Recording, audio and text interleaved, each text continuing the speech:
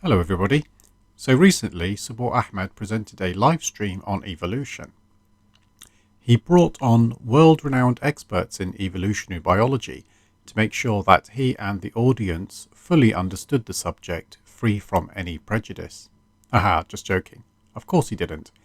He presented himself as the expert here, so he could use philosophical jargon to appear well-informed on the subject and prevent Muslims from using evolution to doubt their religion. Evolution is different to Darwinism. Darwinism is something which came about with obviously Darwin. And before Darwin, there was Lamarck, so there's Lamarckian evolution. Before that, there was other evolutionary ideas.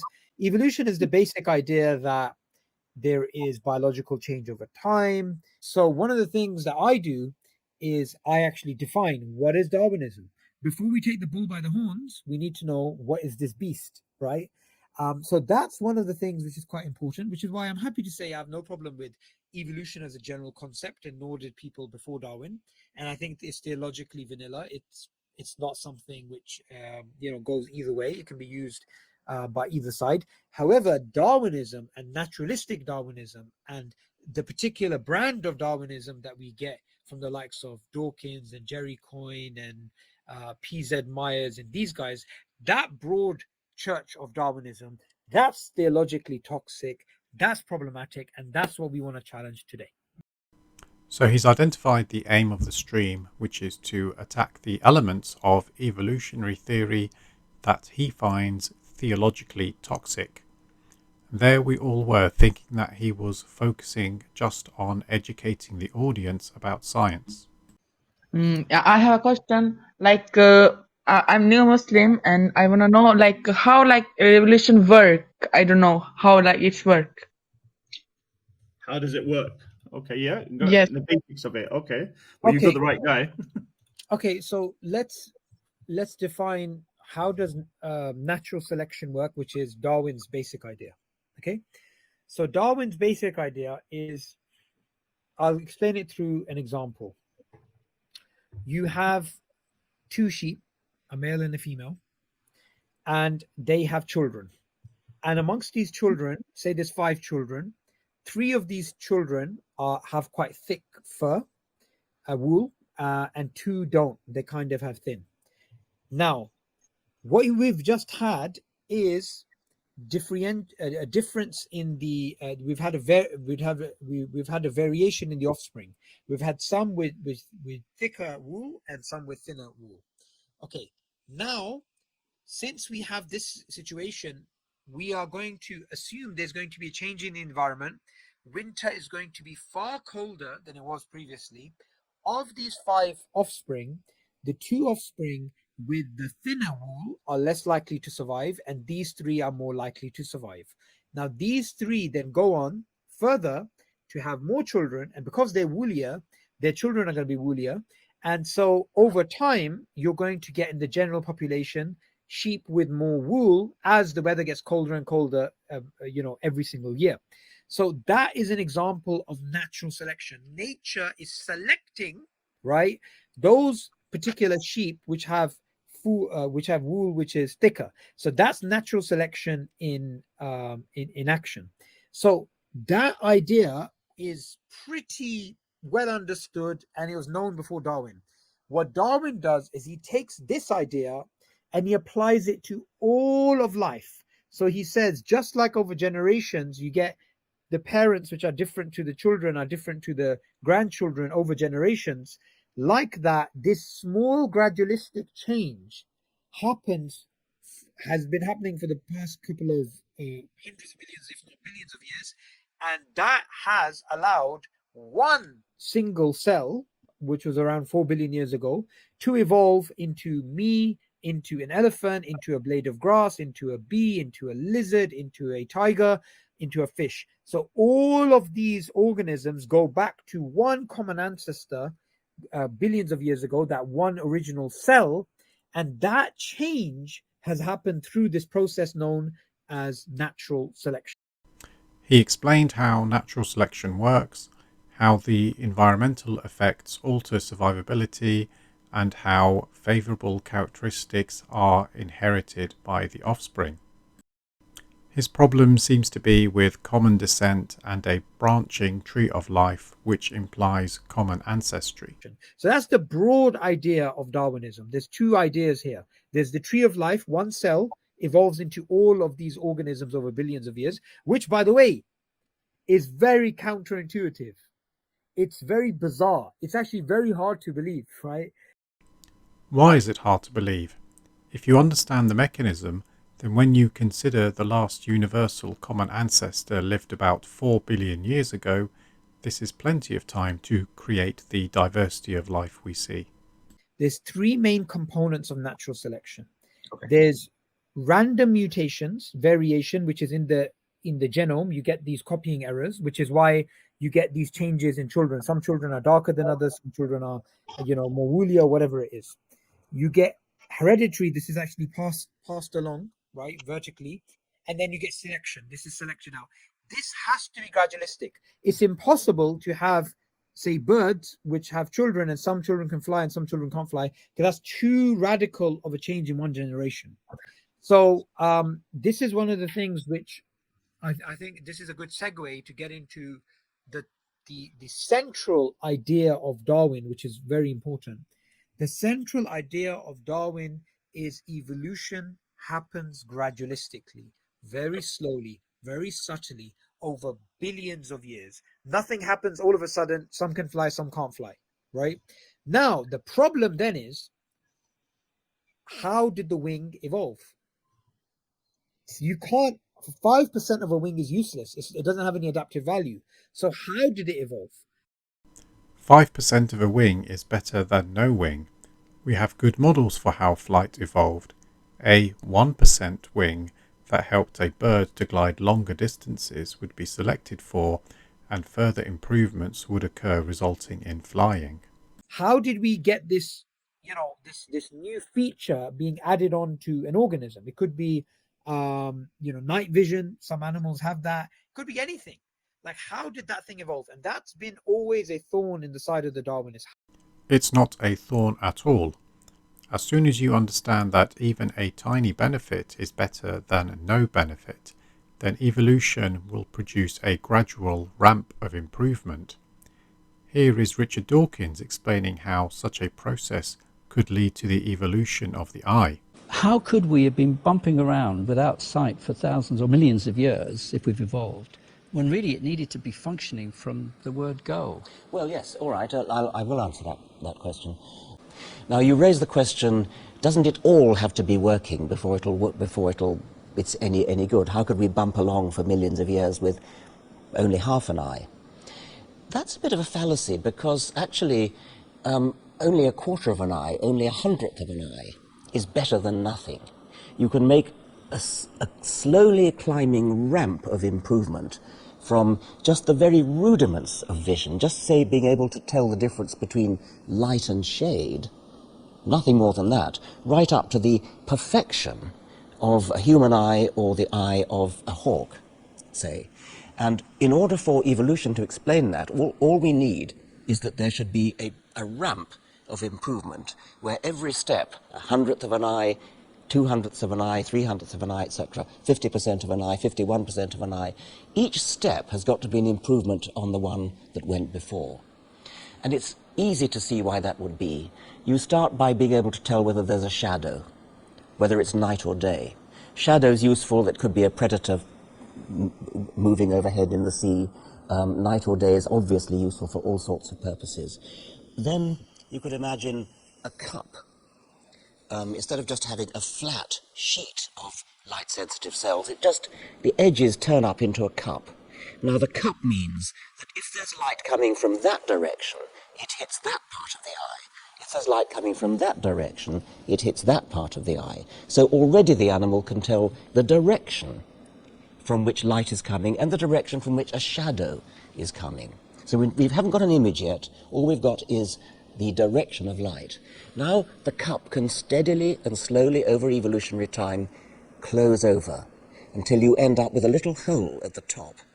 And the little hole at the top, the same principles working all the way, that light coming from that direction hits that part of the retina, and from that direction hits this part of the retina. But because there's a hole, it's rather more precisely, not exactly focused, but light from there hits there, light from there hits there, light from there hits there, because it's got to get through the hole.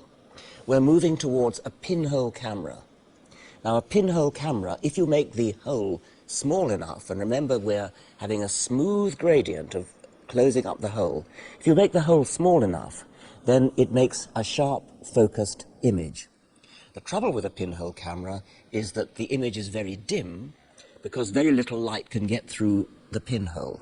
What you need is a lens, because what a lens does is gather light from different directions and focus it on a point. Instead of it having to go right through the middle of the hole, it can be gathered from a wider range of sources.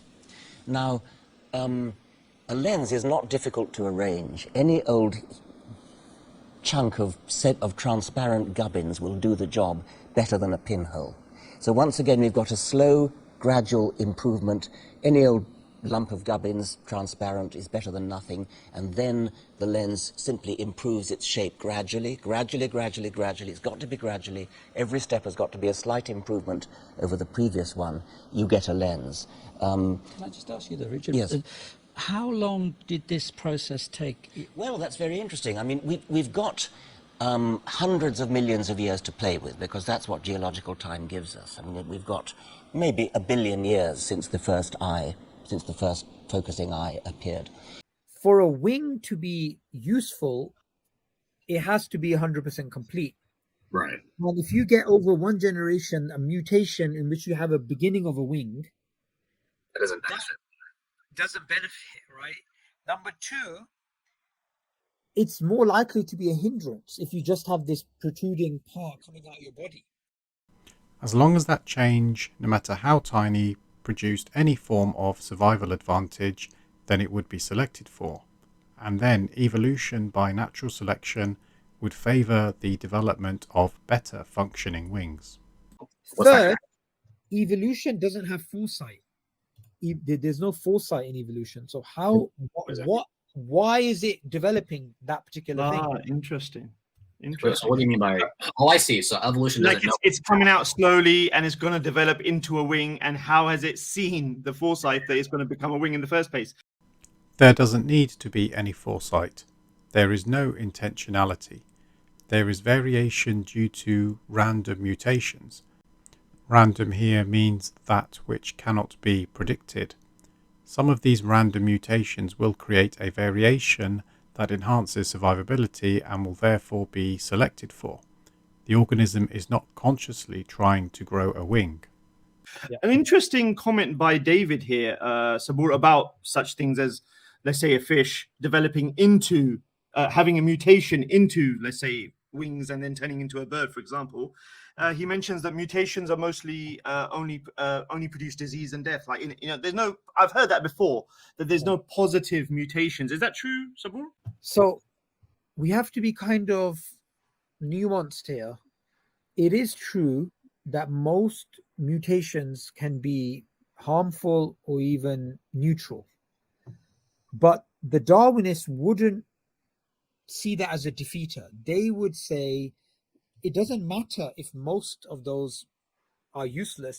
Even if a few are useful, they will be passed along. And because we have so much time to play with and so many organisms to play with, it doesn't really matter that much. We just need a few to be beneficial. This explanation is correct, except that most mutations are actually neutral. The other thing to keep in mind is that sometimes, and this is very interesting, you get, and this is a famous the famous story of Darwin's finches.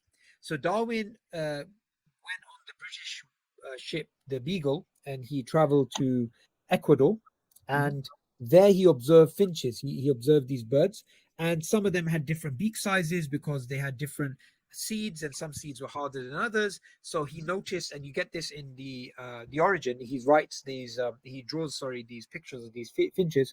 However, finch size becomes thick and thin, and they're different, long and short, whatever. But it goes back in circles. It doesn't just get bigger and bigger and bigger and bigger. You actually find it gets bigger, then smaller. It still goes around in circles. So there's even an argument that things don't really change that much. I have no idea what he's talking about here. Darwin's finches had different beaks as they adapted to the different food source depending on their location. The beaks did not continuously change shape, but achieved an equilibrium. If anyone has any source of information to explain what he means here, please let me know. Now, this guy, this gentleman here, he was actually a paleontologist. Now, paleontologists, they're the ones who study fossils. A lot of Darwin's arguments were based upon the fossil record, right? Okay. Now, Darwin's predictions about the fossil record were exactly like the way I'm going to draw it, right? That evolution is working like that. It's working gradualistically. Things are getting bigger and more complex over time, and they're changing. He is describing gradualism here. He is wrong in suggesting Darwin was a firm believer in this, as Darwin postulated different rates of evolution combined with times of relative stasis in several editions of his book On the Origin of Species. Stephen Jay Gould, this is 100-something years after Darwin, said the trade secret of our field, paleontology, is that there is no gradualism, right? Meaning all these guys who work in the field of paleontology haven't blown the whistle like he did, which is why, even though he was an atheist, he got attacked by a lot of atheists. He actually said, for most of life, the pattern is not gradualistic evolution, right? It's actually stasis, where things remain the same. Then you get punctuation, you get a massive change. And then you get stasis. And then you get a massive change. So this is the exact opposite of gradualism, which is why he came up with an alternative theory known as punctuated equilibrium. Stephen Jay Gould proposed punctuated equilibrium, where there is stasis and times of rapid evolutionary change. This is commonly contrasted with the gradualism that is often attributed to Darwin, though as I have just shown, he was not a firm advocate of this. Stephen Jay Gould was not attacked by any atheists on this topic. This is a very common creationist quote mine that has been discussed in length on the Quote Mine project, which I will link in the description. And gradualism is the very core of Darwinism. Without a core, now this is very important. Darwin said, if it can be shown that some part of an organism, whatever it is, did not come about by successive small slight changes, right, then his theory will absolutely break down. These are his words in The Origin of Species. And that's been shown now in the fossil record. It's been shown in the fossil record.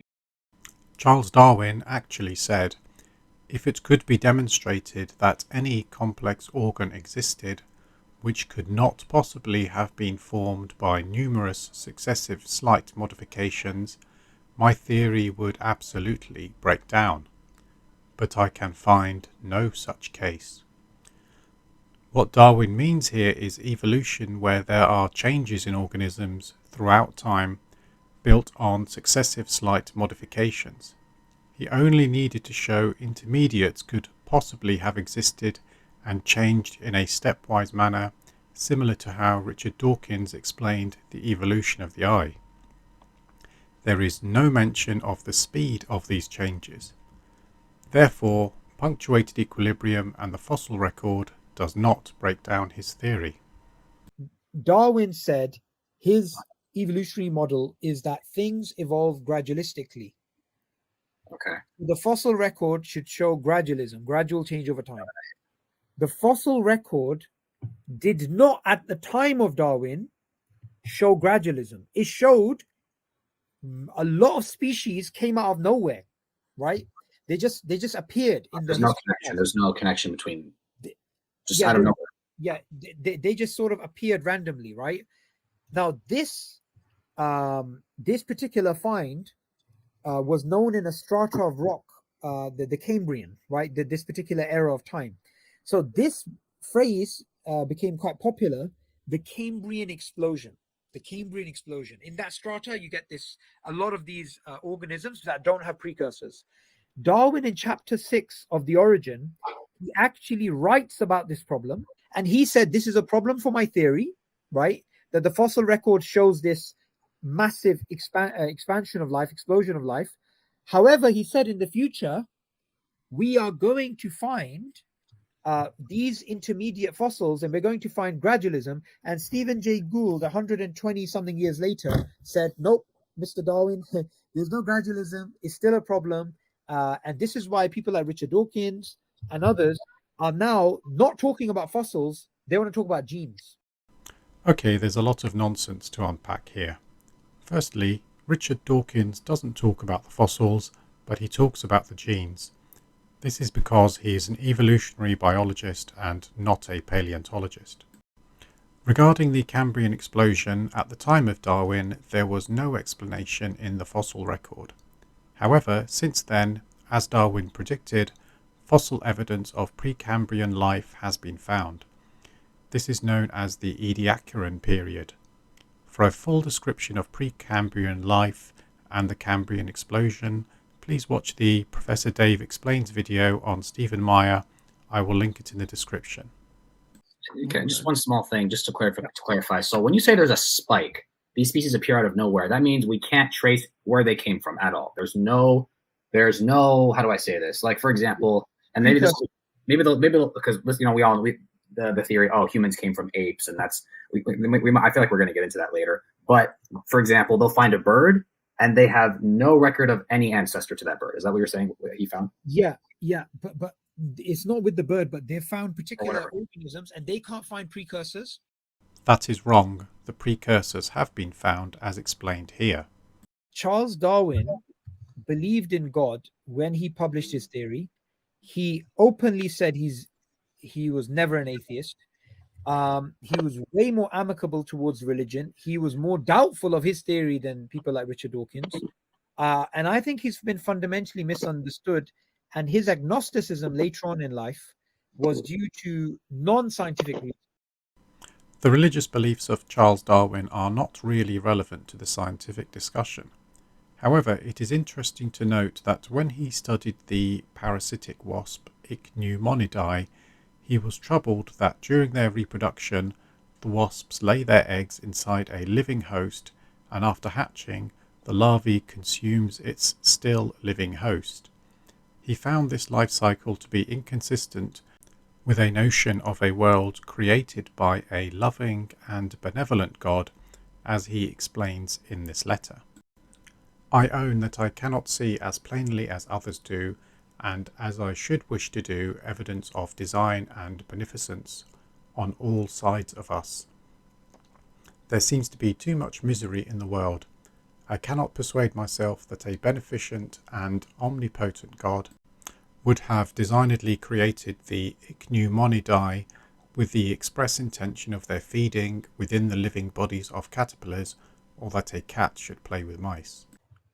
Oh, we got a couple more guests waiting, but yeah, go ahead, Subboor. Like I was saying, the basics of it is evolution that solid when it comes to science as well. Yeah. So this is the exact same example that I gave in the beginning, right? So someone says, how could you be so ridiculous? You don't believe in this particular paragraph, right?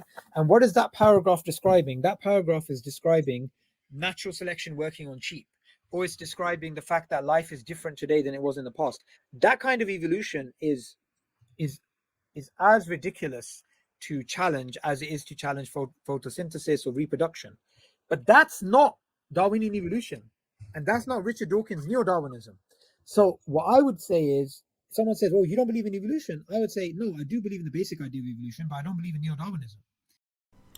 What he means is he believes change can happen, but he doesn't believe in common descent or a tree of life leading back to a common ancestor. Of course, he could have just said that he's going to ignore the evidence because his religion forces him to believe in a divine creation of humans in the form of Adam and Eve. So that's the way I would do it. And usually, most people, they don't even know what they're talking about. They're socialized into believing in something because everyone believes in it.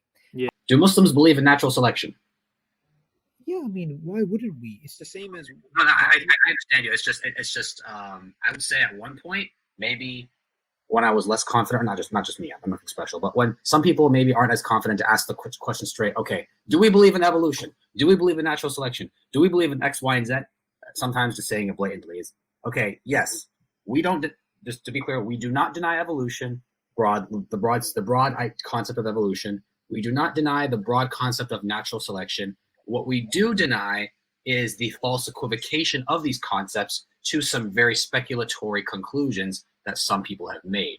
Whether it's evolution equals Darwinian evolution, or natural selection equals a cell going from a cell to, well, you and me and fish and birds. So to clarify, we don't believe we came from apes, correct, Subboor? Just for the youth out there. No, we don't. And actually, what we can do is we can actually have an argument purely academically why our view is not just based on religion. Our view is something we can defend philosophically and scientifically. You won't be surprised to find out he doesn't present any philosophical or scientific evidence for his view, so we should assume he believes it just because of his religion. So when we say, okay, do you believe in evolution? They ask us.